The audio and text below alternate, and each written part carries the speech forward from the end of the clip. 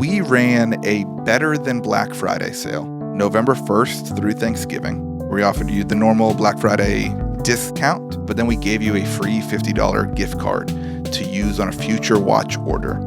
And that ripped. That got way more people to buy before BFCM, so we could more confidently scale up ad spend. The customers that bought before Thanksgiving had a 30% higher LTV than any other customer cohort we've ever had. And a ton of people who were acquired on that deal came back for the following Valentine's Day or Father's Day. That kind of speaks to what I define as a great offer. It's like it works for acquisition and retention. That one was perfect.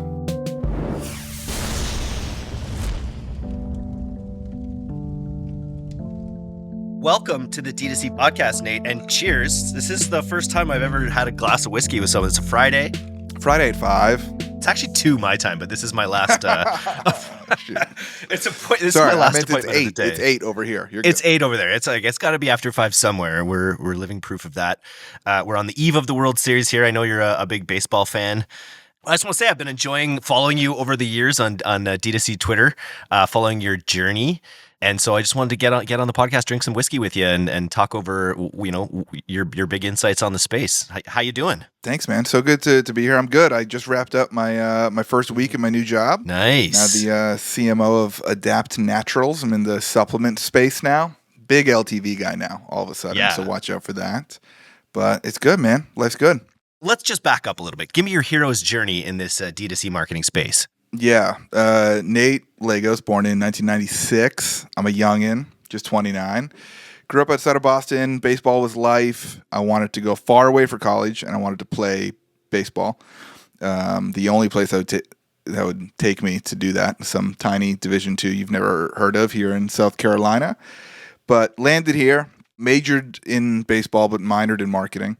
Nice. And from there was freelancing, doing organic and paid social for my dorm my sophomore year for a couple brands in town.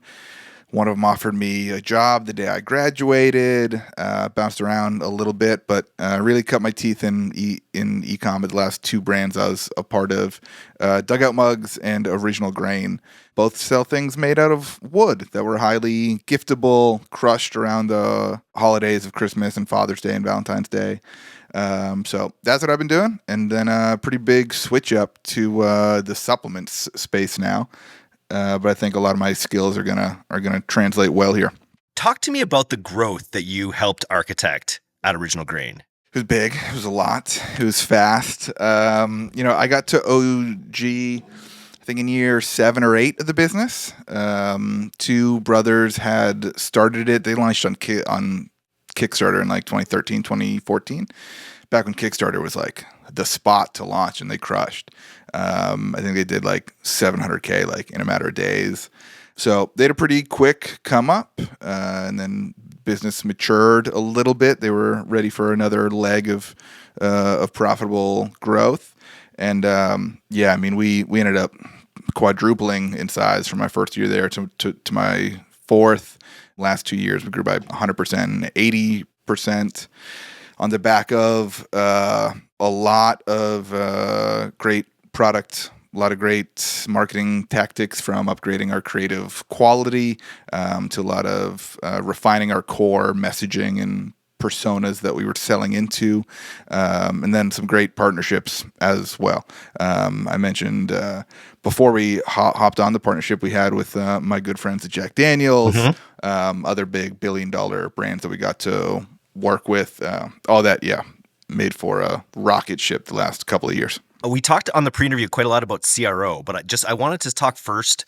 I imagine the rocket fuel beyond CRO, the traffic coming in here, was it mostly Meta? Are you a big Meta guy? Yeah, big Meta guy. Big Meta guy. Hate to love it kind of relationship. Yeah. But yeah, I mean, it's still the biggest and baddest advertising platform that's ever existed. It just sucks sometimes, you know? And you're a flea on its back, even when you're spending as much as you're spending. Yeah, like, I know it's so funny how, like, I've probably spent 100-something million on there. Yeah. And I'll my dad will call me, like, I got logged out of my Facebook. Can you talk to someone and get me back in? I'm like, dude, I can't do anything. Like, no. I've had ad accounts shut off. Like, there's no They do not care about the 100 million or so I've given them. They've got much bigger fish to fry. My biggest flex in this entire space is that this year Meta is sponsoring the newsletter and podcast. And No I'm like, way. I'm like the only Send me person that I know. contact after this, please. Yeah, But I do yeah, have it's these great. contacts. I'm the only person I know who Meta is giving me money. That's like That's nuts. we're still giving them a lot more just to grow the newsletter. Yeah. But yeah, it's a drop in the bucket. But super cool. Let's just talk about Andromeda. I know Andromeda's not new. Friends don't let friends say Andromeda is a new thing. It's been around for a long time. But you mentioned when you're talking about Original Grain, you were talking about upgrading your creative quality, talking about personas, which that's the whole language of Andromeda, right? Is sort of like marketing by persona rather than by segment in a way. Talk about that a little bit. Yeah, so this started for us long before Andromeda. When I got there, I think it was early 2021, I immediately saw we had two very different cohorts of customers who bought from us. One was the rugged, tough guys like us, scholarly gentlemen who were buying watches for themselves. The other was our wives, or girlfriends, or moms, who actually make up the majority of our customer base that are buying watches for Valentine's Day, Father's Day, and Christmas. So we were forced into this kind of like persona marketing, maybe a little ahead of the curve, because, for 10 months a year, we need to market to the guys. And then for 2 months a year, we got to really market to their women, like super hard. So the personas thing was always kind of natural to us. We always had dedicated campaigns and creative briefs targeted to whichever audience we wanted to speak to. And as we got further, we realized there were actually, sub per personas within each of those groups as well.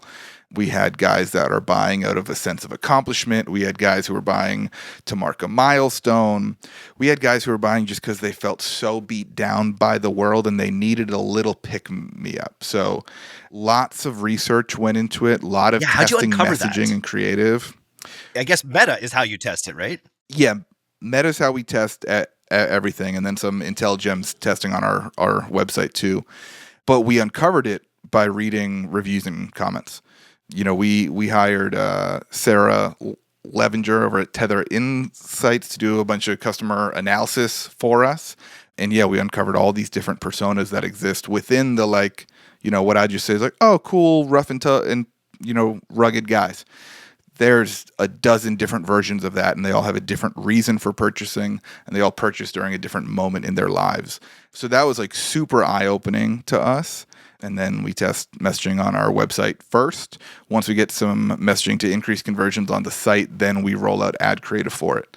And we were able to scale up super well. So then Andromeda came, and we were like, cool, we're doing this. We're doing this we don't already. have to change. We've been saying creative is the new targeting for 3 years now or whatever since iOS 14. And so you guys are living it. You mentioned in the pre-interview a lot about CRO. You actually, when I said like, what's the one biggest lever, like you were talking about like that CRO journey you went on. And when you've got these different avatars, do you run them to landing pages so that they're getting their avatar all the way through? Do you just make sure the page speaks to all of them? How do you do that? The more specifically we can speak to the audience, the better. So when we first started testing this, we would speak to the majority. So we knew coming up for Christmas, we should target the women. All of the copy everywhere on our site was focused at female gift givers. More recently, we got a little more advanced. We had specific ad campaigns and sets going towards the sub-personas where now someone is seeing, male accomplishment-focused ads. They are going to a male accomplishment-focused LP. So it got more dialed in and more complex over time. But again, step one was just like, hey, it's Christmas. Let's make sure we're talking to the gift givers, but ramping up that kind of complexity because it was based in a bunch of good customer research was definitely the right move. And then just talk generally about the CRO moves you made and what impact you were able to have with that. Yeah, so I think it was my second year at OG. We had spent like 100% more money on ads. Site traffic was up like 90%, and we were like, great, that's good. But revenue was only up like 50%. And we were like, that's not good. Something went wrong here. And I had I'd heard about CRO, but I'd never done anything that I would call CRO up to that point. So we talked to a couple of CRO agencies. We talked to a couple different softwares that promised to help. We found our way over to IntelliGems, which is a self-serve split testing site for Shopify brands. And I think I had a meeting with their founder. We were one of their first customers. And he showed me how to set up like one split test. At first, we wanted to test the price of one of our core products. I emailed him 3 days later with 17 different split tests set up. And I was like, hey, I think there's a problem. I think a lot of these tests are overlapping, and I broke it. And he's like, yeah, you did. He's like, I love the enthusiasm, but yeah, you're going a little too this is Drew crazy here. Former podcast alumni, yeah. So that was kind of the start of it, testing prices and offers. Then we got into testing all the messaging. But we just found it so impactful that, when we get a small win, a 10% uplift in conversion on a price or a messaging test, that doesn't just make one ad work better. That doesn't make just one email or one campaign work better. It improves performance across the business. So we really narrowed in on our website as our core testing ground and as our biggest performance lever for the biz, because getting a win on the homepage or getting a win on our best-selling SKU or the highest traffic LP wasn't just going to make one ad work better. It was going to make the business work better.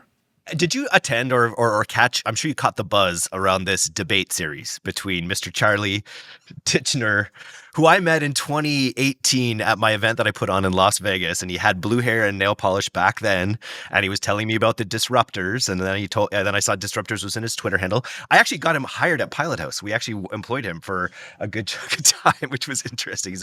I've always had a good experience with him, but he just is a lightning rod for controversy. And so Jordan Menard, who I also know well, is taking advantage of that. So let me just frame the central debate there is Jordan saying, okay, Meta needs creative. You need to constantly be fueling the beast with creative.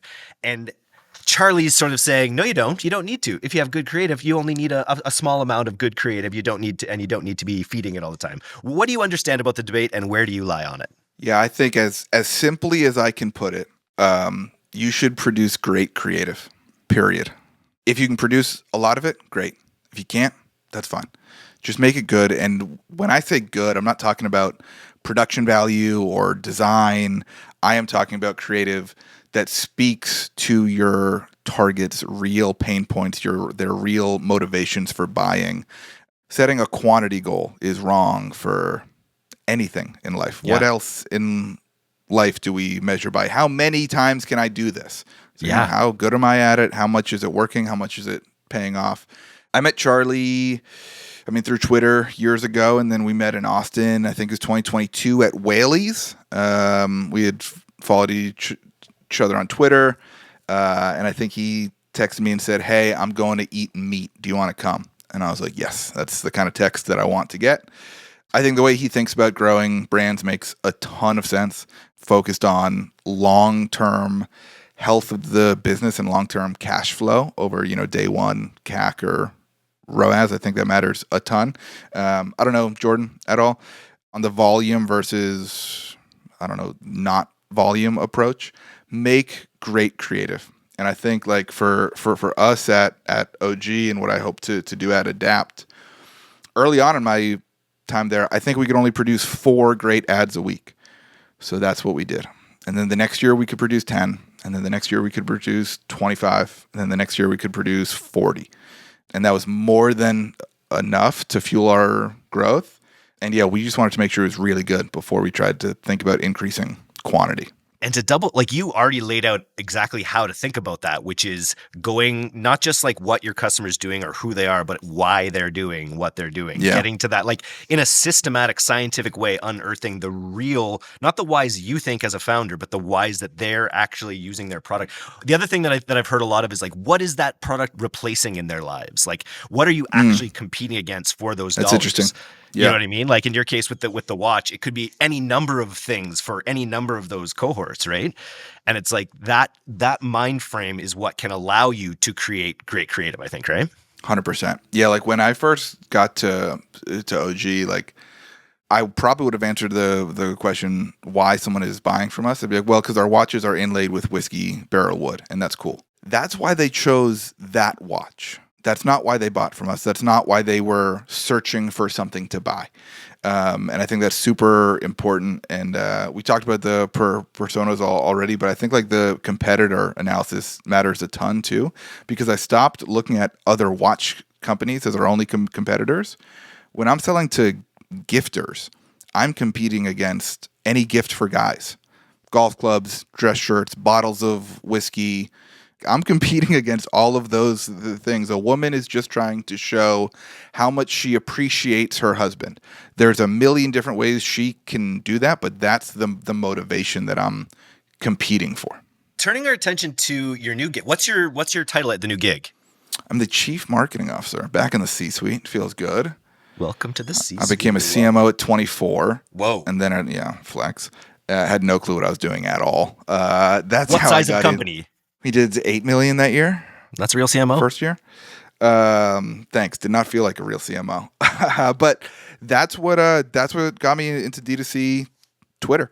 I got this insane opportunity. I was a freelancer for them for like a year. And then this is at like, Dugout? Yeah. Yeah, Dugout, because I had Chris on the podcast as well. Yeah.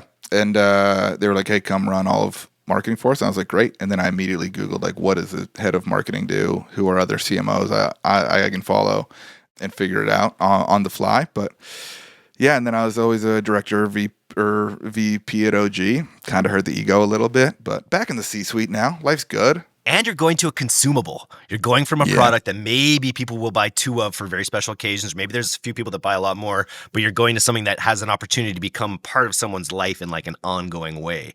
What does anything that changes in your mindset about going to a company like that versus where you came from? Other than a sigh of relief that we're going to get some great LTV behavior.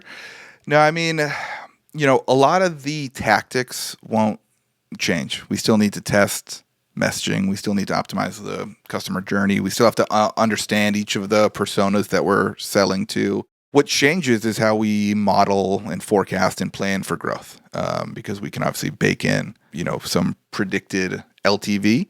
But a lot of the tactics don't change. One of the core reasons I joined Adapt is consumables in general, but especially when you have a product as great as ours, it's just a great business model. Like, we are selling something awesome that people are more than willing to buy month after month after month. So, for me, I don't think a ton changes. I think just what me and the marketing team can do is going to be amplified by great repeat purchase behavior. And have you have started, or you're about to start? I started on Monday, so 5 days in. 5 days in. Very cool. You're also a new father? New father, just had a daughter. Yep. Congrats. Oh man, what an exciting time in your life. Yeah, it's busy. Yeah, I bet. We're headed into Q4 here. And one of the questions, do you know who Jason Kriske is? He's a friend of mine who's been in direct market for a really long time. But his favorite question, he thinks I should ask more, is what's the best offer you've ever run, and why do you think it worked so well? Best offer I've ever run. That's a good question. It is. I should have prepped you. I think I've got it. Good. It was at OG. Being in the watch industry, and I'll say, like, our products were good. Like, we had a solid repeat purchase behavior considering the category that we were in. But increasing LTV was like always a goal of ours. We know if we can sell you a second watch without a $150 CAC, we profit a bunch. So our best offer at OG, we rolled it out 3 years ago, and we've done it every year since. We ran a better than Black Friday sale from November 1st through Thanksgiving, where we offered you the normal Black Friday discount, but then we gave you a free $50 gift card to use on a future watch order. And that ripped. That got way more people to buy before BFCM, so we could more confidently scale up ad spend. The customers that bought before Thanksgiving had a 30% higher LTV than any other customer cohort we've ever had. And a ton of people who were acquired on that deal came back for the following Valentine's Day or Father's Day. So yeah, or even Black Friday. Probably, if you've got that coupon, even just the actual like Black Friday sale, we had too, probably. Yeah, people do that. Yeah. Yeah. So I think, like, that kind of speaks to what I define as a great offer. It's like it works for acquisition and retention. And that one was perfect. And then in the supplement world, is bundling a big but it's all about like your AOV. What are your I know it's only 5 days in, but what are your thoughts about sort of maximizing AOV in the supplement world? If you can without sacrificing, what your 12-month LTV is, I think that's awesome. I think maximizing AOV is like pretty good advice for most brands. And I think especially with like how bad inflation's been since COVID, I think more people should raise their prices, and I think more people should test higher priced offers because everyone uses their own personal price anchors, right? Like a week of groceries used to cost us $200. Now it's $300. So now if I'm considering a $300 purchase, that's only 1 week of groceries. That's not a week and a half. That's not 2 weeks of groceries. So I think the numbers are getting bigger. Our currency's fucking screwed. Not. Let's do it. Let's talk about that. I think testing higher priced offers is a great move. And the way that I kind of think about it and explain it to people is like, listen, you have customers. Let's say 10% of your customers are rich. Give them a chance to give you more money.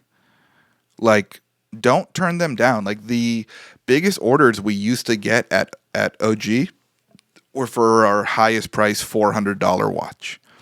And then we started to roll out some $1,000 bundles and some $1,500 bundles. And all of a sudden we start getting orders for $1,500. We didn't develop any new products. We just bundled them together. So rich people are going to come to your website and shop. Give them the chance to give you more money. I think it's great advice, and it's like every single. And this is not the best point, but it's like the grocery store is raising the prices. Every grocery store is raising all your prices, and you have all these owners and founders being precious about whether or not they should raise their prices. But like every week, we're getting stared in the face with higher prices, so it's not uncommon. You know what I mean? Yeah. Well, and I think this is actually funny that I'm sipping on this Jack Daniel's 12-year whiskey here. Oh, lovely. I've got Elijah Craig, by the way. If we're doing product placement, I'm open to sponsorship, Elijah. But a regular bottle of Jack costs $25. I think I spent $300 on this one because it's a specialty one. And like that's the example I'm explaining here. Is like if Jack didn't think they could go more premium and didn't think they could get a more affluent group of whiskey drinkers to buy from them, I wouldn't have given. They might have only got $300 out of me all year if I'm just buying $25 bottles. But no, they got it all in one here. When it comes to what you want to do at the new company, I imagine your bag is still going to be a heavy focus on Meta, CRO. Are there any other platforms or approaches that you're looking forward to testing that maybe you haven't as much in the past? Yeah, there's going to be some new channel expansion. I don't know what those are going to be yet. Maybe some YouTube, maybe some programmatic, probably a lot of influencer affiliate world. I think what I'm most excited for is a lot of that offer testing. Where we promote and distribute that offer, we'll figure it out. But I think that's what's so cool about these businesses is balancing day one performance of an offer and then how that affects 3, 6, and 12 month LTV. I think that's going to be a really fascinating puzzle to kind of get into. There's a lot that goes into it, and the existing marketing team at Adapt has already done a good job testing a bunch, and we've learned a lot. So I'm downloading all that info, but I think that's going to be where I'm actually able to do some damage and produce hopefully some big wins. That's cool. How big of a team will you be leading? We've got, I don't even know, to be honest. It's a mix of agency and in-house right now. A couple great full-time employees, a couple big D2C Twitter agencies. And then the founder has been acting as the kind of head of growth CMO for a while. He's not a marketer by trade. He's a doctor, but he's done a great job growing it so far. So looking forward to leaning on all those folks early on to help us keep growing. What's your leadership style like, or what's your approach? I think everyone's remote in most situations. I assume it's the same for you. How are you focusing on alignment and management leadership in this role? Yeah, I love managing remote teams. I think people work better when they're comfortable. If you're one of those employees that likes to be in an office, good for you. Yeah. It's not me. I don't think it'll ever be me. No, me neither. It's funny going through this past job interview cycle that I just went through. I had a couple of folks that wanted me to work in office for 4 or 5 days a week. And I told them I would, but I told them it came with a price. And I told them all that price was quadruple my asking price to stay remote. And they thought I was kidding. And I'm like, no, I'm not kidding. Like, if you want me to drive somewhere every day at 8 a.m., no, that's going to cost you. It just happened. Like at Pilot House, we went from like 19 employees to over 120 in 1 year kind of thing. It was insane growth. And we did it all from home. So it's like there was just that just launched us into a remote team forever, because you can't tell that team that did that you got to come back in office, right? No, for sure. And it would have quadrupled, or it would have 10x'd our office costs. It would have all these things. I feel like there's you see so many old timey entrepreneurs, saying you got to be in. You don't see enough people really sticking up for the obvious fact that working remote is fucking amazing when you're aligned. Here's the thing. I never want to manage an employee who I feel like I might have to babysit or keep an eye on to make sure they do their jobs. You know what I mean? I mean, if there's someone on your remote team who you think is taking advantage of it and slacking off, you should fire them whether you work remotely or in office. They're not a good teammate if you are feeling like they might be trying to take advantage of it. So, yeah, no, I like working remote, paying people well. And then the only thing it takes is just, a little extra effort on communication and organization to make sure stuff isn't slipping through the cracks, to make sure everyone's getting their work done on time, and then to also make sure we're not over-indexing on meetings. I think there's a lot of communication that would happen in office that might take a minute, that sometimes we turn it into 15-minute meetings because we're remote, and it feels like, oh, well, we hopped on a call. We can't just talk for a minute, then leave. So, yeah, Slack, Asana, Twist, Notion are all my friends. And yeah, it's just about keeping everyone aligned on the big goals for the business. We want to grow. We have growth metrics we want to hit. I'm currently giving the team my vision for how we do that.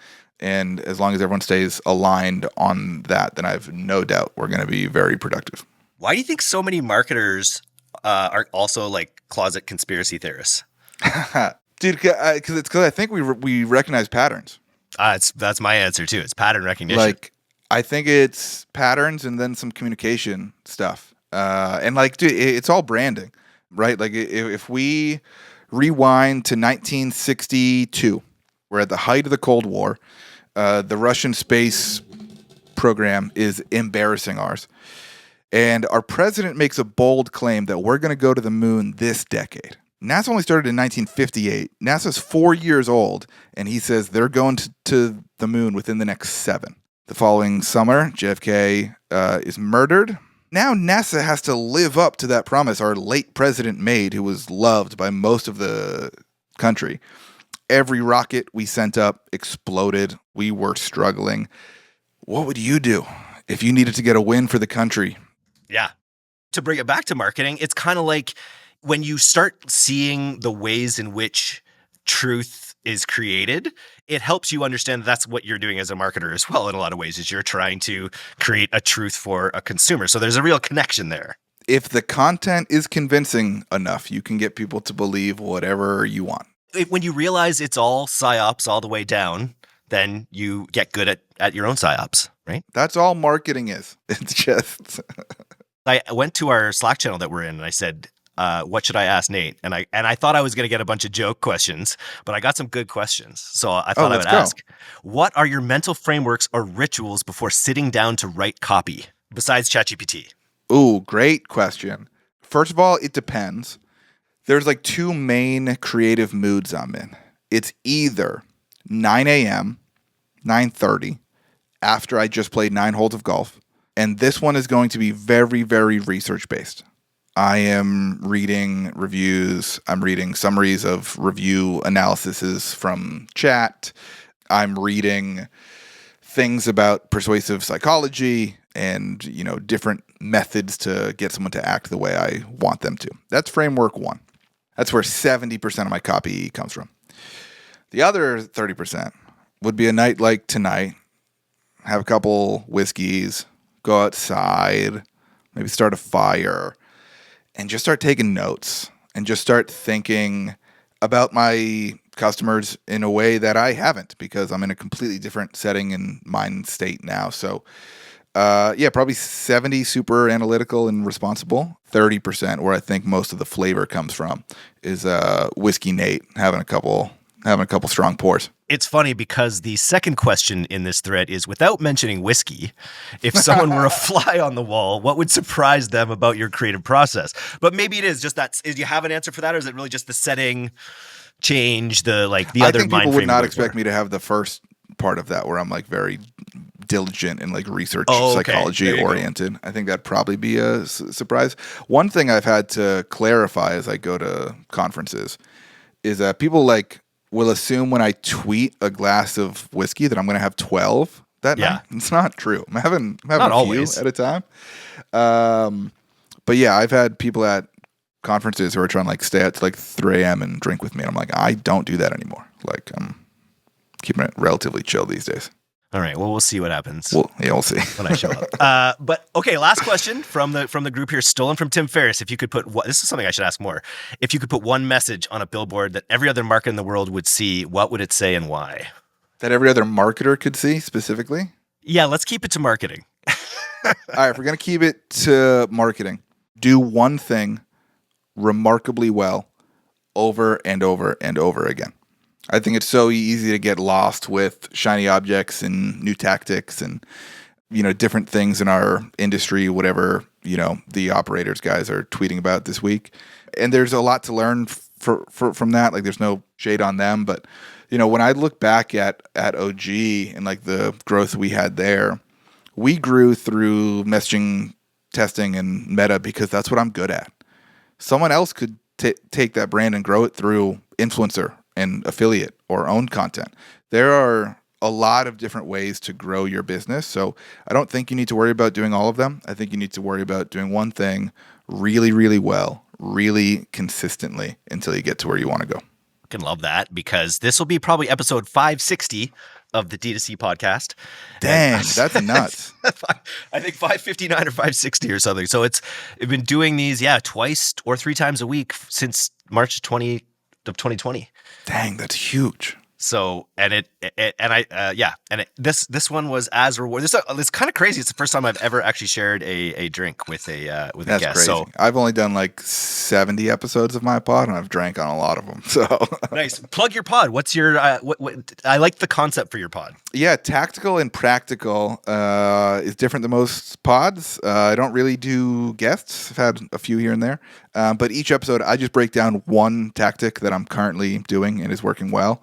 Most episodes are short, 7 to 12 minutes long. Perfect. Just like a want Naval to episode. Get out, let you know what I'm doing, and let you go execute it on from there. So if you have any topic ideas or anything, let me know. But that's coming out once or twice a week these days whenever I get to it. But yeah, man, it's been good. Nice, man. Well, thanks for taking the time. I'm glad we got to connect. I look forward to seeing you in the Slack channel, and then otherwise let's reconnect maybe later, maybe in the new year after you've had a Q4 with your new gig. Yeah, and talk about the supplement space, because this is awesome. Yeah, for sure. I know I've been on a couple pods in the last week, and everyone's like, "How's the new job?" And I'm like, "I don't know yet." Okay, everyone seems great, but I have nothing relevant to share with anyone yet. So yeah, few months, I definitely will. Lots of relevant stuff and some awesome irrelevant stuff in this one as well. Cheers, Nate. Cheers. Thank you so much for having me. Congrats on 570, by the way. That's nuts. Follow this guy on Twitter. If you're not following Nate on Twitter, you're missing out. Go Jays? Yeah, go Jays. The Dodgers, listen, I'm just a jealous Yankees fan. And I'm jealous that the Dodgers have a front office that wants to win rather than as our bad as they do. Soft executives who aren't willing to do what it takes. So Jays, I guess. You can be the hard executive this world needs now that you're CMO again. Thanks, Nate. This was awesome. Thanks, man.